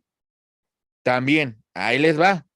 Otra cuestión, les hablé del concubino, concubino, concubina, también tiene derecho, ¿sale? Me dirán ustedes, siempre y cuando no subsista un matrimonio. ¿Qué creen? La Corte también ha resuelto el tema del derecho del concubinario, concubina, concubino, aunque hubiese un matrimonio todavía vigente, ¿sale? Porque tampoco la vamos a dejar en situación de desamparo. Muy bien. Y también en un tema de equidad, el cónyuge, o en este caso, el hombre y el concubino, también si tienen una necesidad de pensión, hay que otorgarles una pensión. Bien. Mi estimada Paulina, te escuchamos, por favor. Gracias, doctor. Una duda, ¿en el porcentaje que se considera para la pensión de la expareja es un porcentaje aparte de la pensión que se le va a dar a los hijos o se considera como un solo total para los hijos y la expareja? No, hay que también tomar en consideración la necesidad que tenga la pareja, sobre todo si se dedicó a esta cuestión, como le mencionamos, ¿no? Predominantemente al hogar y se dedica al tema del sustento de los hijos, ¿no? ¿Sale? Si Gracias. conformara ya un nuevo matrimonio, una nueva relación, de alguna manera, pues sí habría una suspensión, una terminación de esa pensión para esa persona. Muy bien. Ok, bueno, lo más común, el parentesco consanguíneo también genera, bueno, es lo que venimos platicando, pero también pudiésemos considerar la obligación de los parientes por afinidad, también de ayudar, de socorrer y proporcionar alimentos. Estimados amigos, vamos a mencionar a grosso modo las personas que están obligadas. Cónyuges, concubinos, ascendientes, ¿sale? En este caso pudiésemos llegar a los abuelos siempre y cuando los abuelos no sean mayores de 60 años o que se encuentren con alguna incapacidad. ¿Sale? Los descendientes. Vámonos a los hijos. ¿Sale? Los parientes colaterales hasta el 4º grado. Los parientes más próximos excluyen a los más lejanos. ¿Qué significa esto? Voy a poner una historia triste, ¿eh? Este pequeño perdió a sus 2 padres, ¿sale? Perdió a sus padres, a su madre y a su padre. Sus abuelos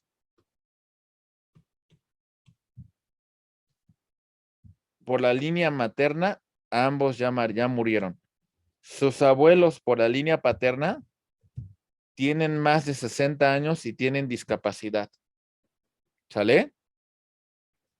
Y resulta que tenemos un tío que tiene la posibilidad de hacerse cargo de ese pequeño. ¿Sale? En este caso, la obligación pudiese corresponderle a este tío. Siempre y cuando tampoco él tenga, pues, otros alimentos que proporcionar también a sus hijos. Es un tema, mis estimados amigos, aquí un poco de ayuda, de solidaridad, de cuestión de amor, ¿verdad? Muchas cuestiones las vemos como temas económicos, pero hay cuestiones que tienen que ser por cuestiones humanitarias. Por supuesto que el juez de lo familiar pudiese considerar un tema de que este tío esté obligado, pero por supuesto que no va a obligarlo como obligaría en un vínculo al padre o la madre. De alguna manera, aquí habría que haber un ejercicio de ponderación. ¿Se entiende, compañeros? Muy bien. Hay más que una obligación, como aquí lo establecen en el chat, es un tema de deber. ¿Sale? Bien. Continuamos, compañeros. Ahí va. Perfecto. Seguimos. La obligación subsidiaria del patrón, ¿sale? Cuando oculte información al juez sobre los ingresos del deudor alimentario. Y esto le causa un perjuicio al acreedor. ¿Vale? Entonces, cuidado con los patrones que oculten esta información. Muy bien. Estimados abogados, tenemos que otorgar una garantía si tenemos la posibilidad, porque también no tenemos como tal, pues algunos ingresos, pero sí tenemos bienes que puedan acrecentar, que podamos demostrar y que se tomen en garantía. El deudor alimentario pudiese constituir una hipoteca para cumplir con el tema de la pensión y garantizar que va a cumplir con esta pensión alimenticia. Pudiese otorgar algo en prenda, decir, pues bueno, no tengo dinero, no tengo trabajo, le debo a mi pequeño, a mi acreedor alimentario, le debo 50,000 pesos, ¿no? De pensión. Pero tengo un automóvil que vale 100,000 pesos y te lo doy en garantía para cubrir pensiones alimenticias. Por supuesto que también esto puede ser considerado para el tema de la pensión, ¿vale? Una garantía prendaria. También un depósito, o en su caso también se podrá constituir una fianza para el tema del cumplimiento de la pensión. Es decir, ante el órgano jurisdiccional, llega a un acuerdo para cumplir con una pensión de su pequeño, su acreedor alimentario. Y su hermano de A, como es muy solidario con él, es el fiador y dice, bueno, si no puede pagar mi hermano, yo me hago responsable y yo pago esa pensión. Se constituye una fianza. Muy bien. ¿Quedó claro, compañeros? Ok, bien. ¿Cómo termina o suspendemos este tema de los alimentos? Bien. Vamos a terminar o suspender según cada caso en particular. ¿Sale? Según cada caso en particular. Va en el caso de que cese la necesidad del acreedor. ¿Por qué? Porque el acreedor ha llegado a su mayoría de edad. ¿Vale? En este supuesto, pues bueno, ya no necesito la pensión porque ya puedo valerme por mí mismo. También tenemos el supuesto de violencia familiar o injurias graves al deudor. El acreedor alimentario, ¿qué creen? Atentó contra la vida del deudor. Lo agrede, lo lesiona, comete ofensas, injurias en contra de él. Entonces también pudiese establecer el juez el tema de vamos a suspenderla, vamos a terminarla porque tampoco estás siendo tú muy considerado que digamos con tu deudor alimentario. ¿Se entiende, compañeros? Vamos bien. Y lamentablemente hay muchos casos de esos, ¿eh? Muchos casos de que menores agreden a los adultos, ¿eh? Existe violencia y demás. Bueno, tomemos en consideración ello. También en el caso de conducta viciosa o falta de dedicación al trabajo. A ver, le platico. Hay una cuestión de que teníamos un jovencito de 16 años, ¿sale? Que no quería ni trabajar, ni estudiar, ni hacer absolutamente nada. El padre se había separado de la madre de este pequeño. Este padre otorgaba una pensión mensual que más o menos llegaba a unos 10,000 pesos. Muy bien. No estaba conforme con el tema de cómo este pequeño vivía la vida y cómo pues no se hacía responsable, no quería estudiar, no quería prepararse, prácticamente pues no querías realizar nada. ¿A qué punto se llegó? Tampoco el juez de lo familiar lo condenó a que se retirara la pensión, pero sí se disminuyó. Pasamos de estos 10,000 que se otorgaban a otorgar una pensión de 4,000 pesos. Por el tema de que el pequeño, pues como no había necesidades por no estudiar, porque no tenía ninguna actividad productiva, porque prácticamente se quería quedar solo todos los días en casa, pues bueno, entonces solamente vamos a disminuir la pensión porque ya no tienes todas esas necesidades. ¿Se entiende, compañeros? Ok. También, en el caso que exista un abandono del hogar de ese acreedor alimentario, y bueno, pues de alguna manera ya no quiera pues depender de ese, de su deudor alimentario. Y también, por supuesto, en el caso de la mayoría de edad. ¿Qué gastos comprenden los alimentos? Ahí va. Comida, vestido, habitación, asistencias en caso de enfermedad.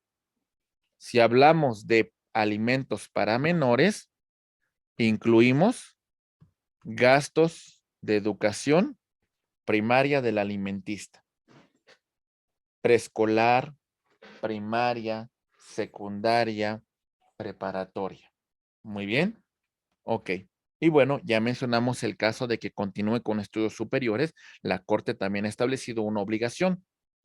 Hay que proporcionar gastos para un oficio, un arte, educación, que sean necesarios para la subsistencia de ese menor. Comida, vestido, habitación y asistencia en casos de enfermedad. Estos puntos lo incluimos para el tema de los menores. Bien, continuando a grosso modo, tenemos también, estimados amigos, el tema de sus características. Muy bien. Hablamos de recíproca.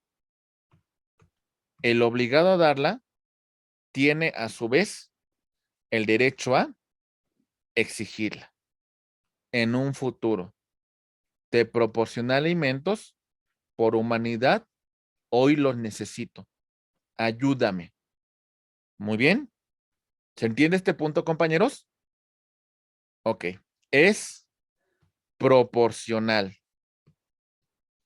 Los alimentos ha de ser proporcional a la posibilidad del que los da y a la necesidad del que los recibe. Hay un ejercicio de ponderación, de valoración a prorrata. ¿Qué significa esto? La obligación alimentaria debe de prorratearse cuando son varios los obligados.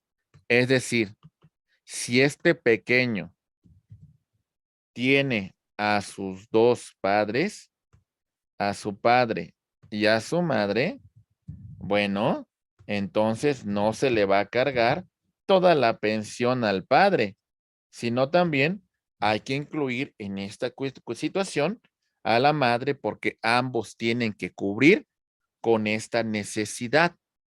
¿Se entiende, compañeros? Ok. Los alimentos también son subsidiarios. Se establece la necesidad cuando los parientes más cercanos no puedan cumplirla. Como en el caso que les mencioné del tío, que no es una obligación, pero sí un deber. Este pequeño no tiene a sus padres. Este pequeño perdió a sus abuelos, tampoco los tiene, pero tiene tíos que pueden cumplir con esta pensión por una cuestión de ayuda, por una cuestión de socorro, por una cuestión, pues, de subsidiar el pago de esta pensión. Muy bien. Ok. Hablamos. Mi estimada Hilda Mireles, te escuchamos, por favor. Disculpe, me perdí un poco. Entonces, ¿los tíos tienen obligación o nada más es por cuestión moral? A ver, aquí el juez tiene que valorar. Por ejemplo, si hablamos de un tío con posibilidades económicas, un tío que a lo mejor no tiene obligaciones alimentarias y tiene la posibilidad, por supuesto que el juez le va a decir, bueno, ayúdale con mayor ponderación, porque Pero lo puede tienes esa obligar. posibilidad. Pero lo puede obligar, maestro. Es, en un ejercicio de ponderación, sí. Sí, o sea, sí lo pudiese tomar en consideración el juez en interés superior del menor, ¿eh? Sí, claro. Nada más que a ¿Vale? mí lo que se me hace raro, que si legalmente, bueno, no raro, esa era mi duda, si legalmente se puede obligar a subsidiar a alguien que no es pariente directo, pues. O sea, de primera línea y todo eso, ante las situaciones que ya ustedes puso ampliamente, claro. Pero sí era mi duda. Entonces, el juez sí puede obligarlo legalmente a que lo subsidie.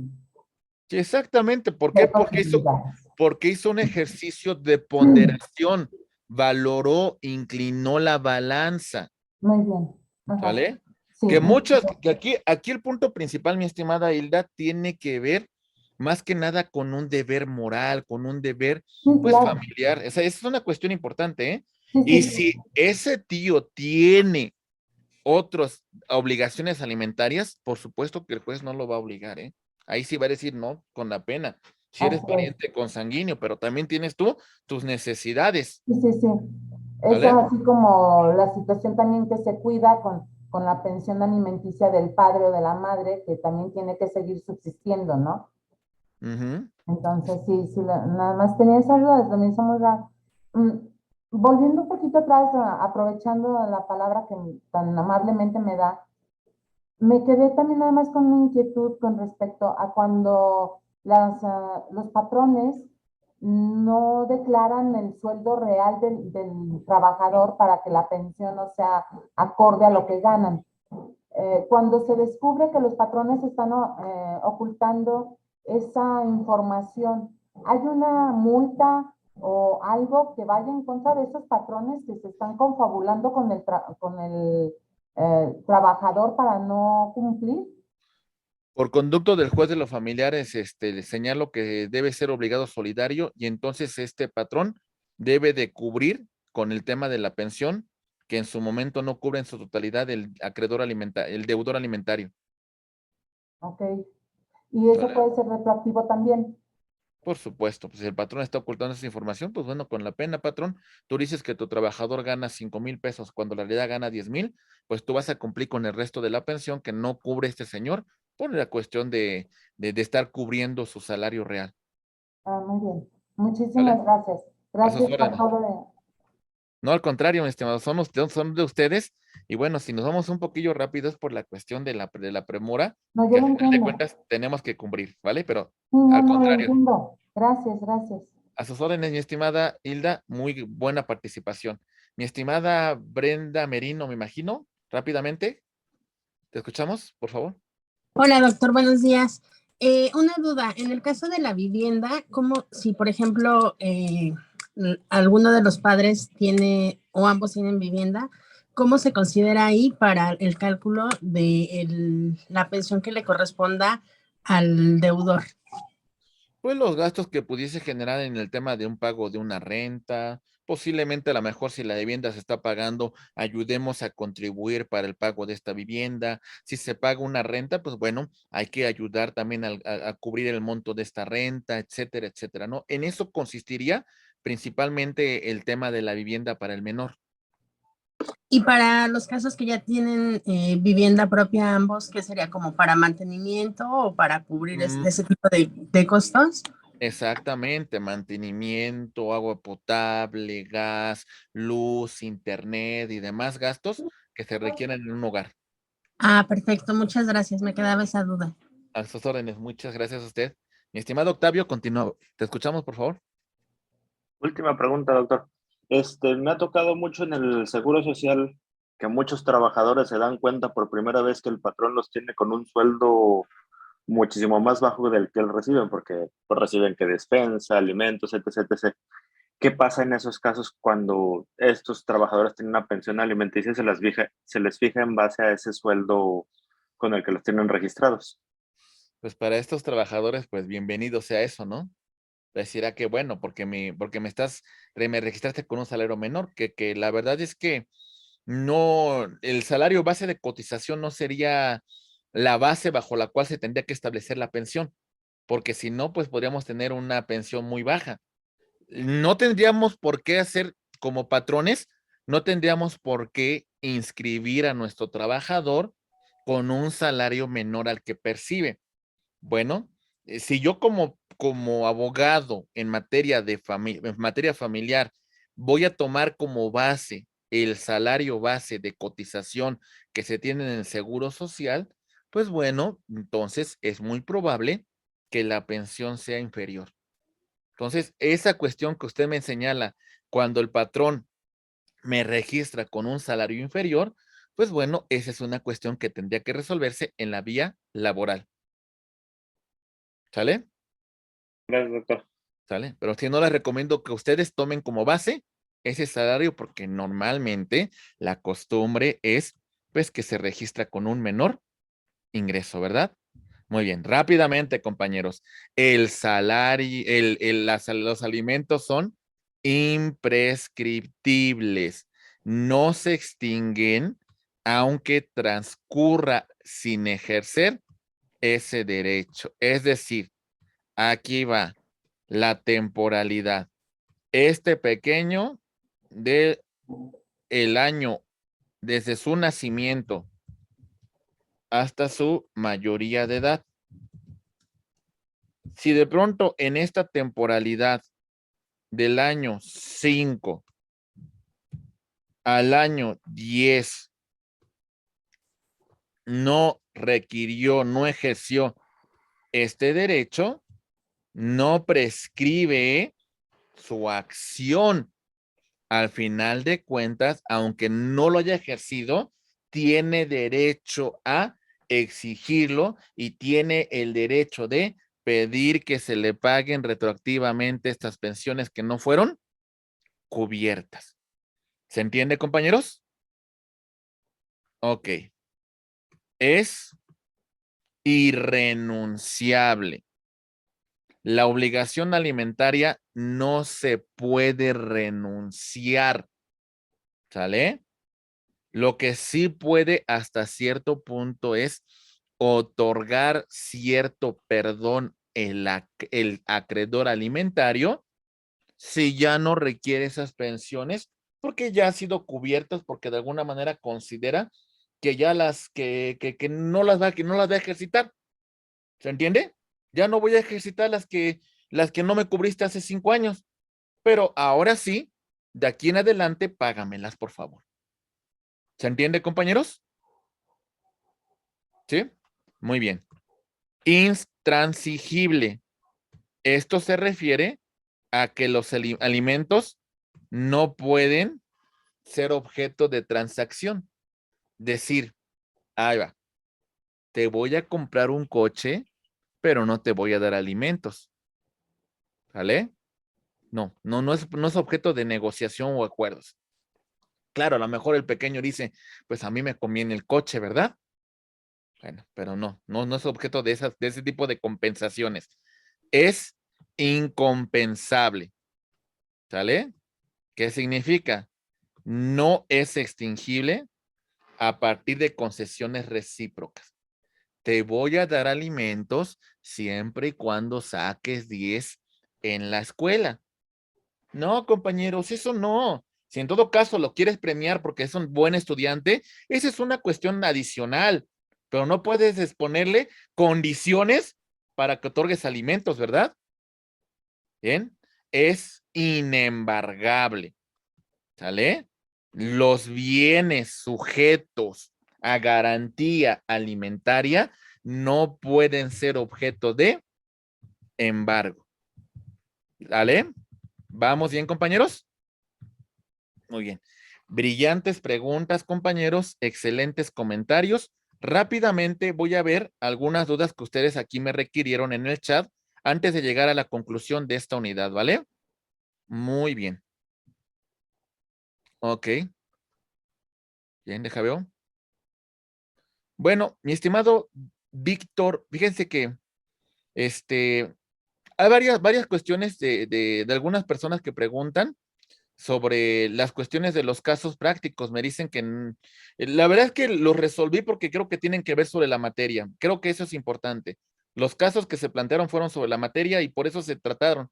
Sé que son un grupo grande y que, bueno, de alguna manera tenemos dudas y vale la pena comentarlos, pero bueno, con cierta moderación, ¿verdad? Me dice Joel Peña que si los gastos de recreo son obligatorios, a consideración del juez puede tomarlos en consideración, ¿eh? Vacaciones, alguna cuestión de distracción, por supuesto que también podrían ser parte del tema de la pensión, ¿sale? Me comenta Miriam, si el padre puso los bienes a nombre de otra persona y fallece y tiene un hijo, ok, en este caso, ¿qué va a pasar, mi estimada Miriam? Vamos a poner un caso. Este señor dejó un testamento y en ese testamento no incluyó a sus hijos menores de edad. Estos hijos pudiesen reclamar a los herederos e impugnar el testamento de inoficioso para que quede sin efectos este testamento, porque tendría la obligación de haberlos considerado como herederos al ser menores de edad y requerir alimentos. Ese sería el supuesto que ocurriría en este caso que usted me plantea. ¿Vale? Muy bien.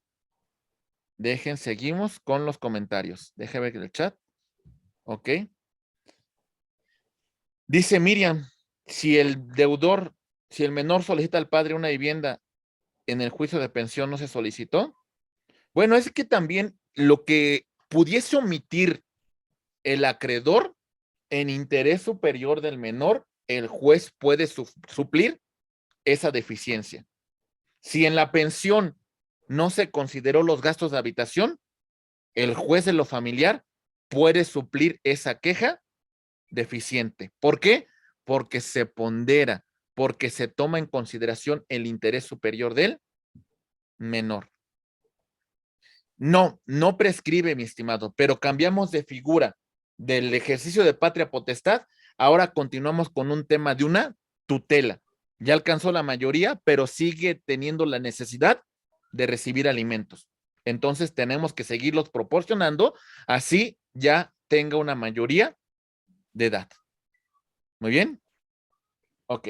Mi estimado Esteban, rápidamente para continuar, por favor. Sí, doctor. Buenos días. Buenos días. Gracias por la... mire, en supuesto caso de que existiera ahora sí que cancelación ya de la pensión por mayoría de edad, el acreedor, por ejemplo, ya cumplió 18 años, se suspende la pensión, pero resulta que a los 22 o 23 años el acreedor decide retomar sus estudios y exige nuevamente la pensión. ¿Procede este caso? No. O sea, usted me dice que alcanzó la mayoría de edad, ¿sale? De alguna manera no tenía necesidades ya los alimentos, ya no se dedicó al estudio. Posteriormente llegó a los 22 años y retomó su educación. No, ya no procedería. Ya el juez no establecería una obligación, ¿sale? Si hubiese, okay. Vamos a suponer que en esta mayoría, a los 25 años, tiene un accidente que le genera una incapacidad permanente, entonces ahí sí pudiese venir una reclamación y requerir el pago de una pensión. Pero en el tema de educación, pues no, porque hablamos de estudios ininterrumpidos y de conformidad con su edad, de educación, de conformidad con su formación profesional. Ok. ¿Vale? Solo Gracias, que la doctor.